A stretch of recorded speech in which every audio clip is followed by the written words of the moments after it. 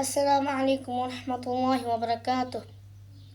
أعوذ بالله من الشيطان الرجيم. بسم الله الرحمن الرحيم. تبارك الذي بيده الملك وهو على كل شيء قدير.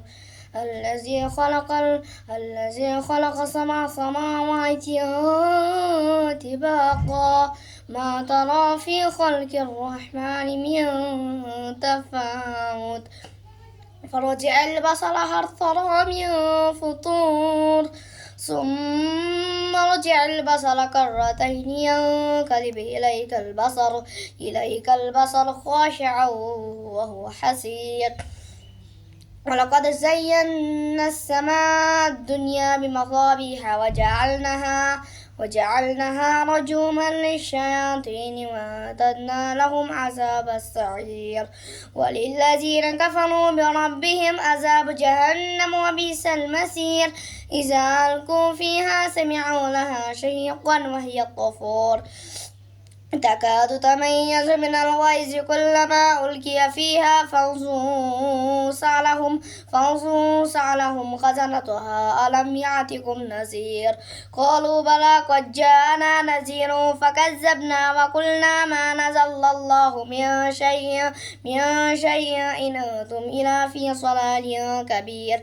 وقالوا لو كنا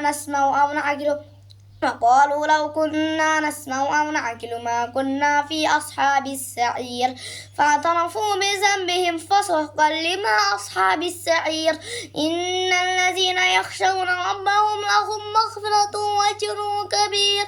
وأسروا قولكم أو اجهروا به إنه عليم بذات الصدور. ألا يعلم من خلق وهو اللطيف الخبير. هو الذي جعل لكم الأرض ظلولا فامشوا في مناكبها وكلوا من رزقه وإليه النشور. أمنتم من في السماء أن يخسف بكم الأرض فإذا هي تمور أم أمنتم من في السماء أن يرسل عليكم حاسبا فستعلمون كيف نذير. ولقد كذب الذين من قبلهم فكيف كان نكير. أولم يروا إلى الطير فوقهم صافات ويقبضن ما يمسكهن إلى الرحمن بكل شيء بصير. أمن هذا الذي هو جند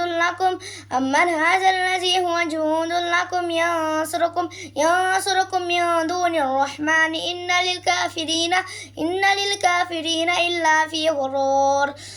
أمن هذا الذي يرزقكم إنك أمسك رزقه بل لجوا في عطو ونفور. أفمن يمشي مكبا على وجهه أهدى أمن يمشي سويا على صراط مستقيم. قل هو الذي أنشأكم وجعل لكم السمع والأبصار والأفئدة قيل ما تشكرون.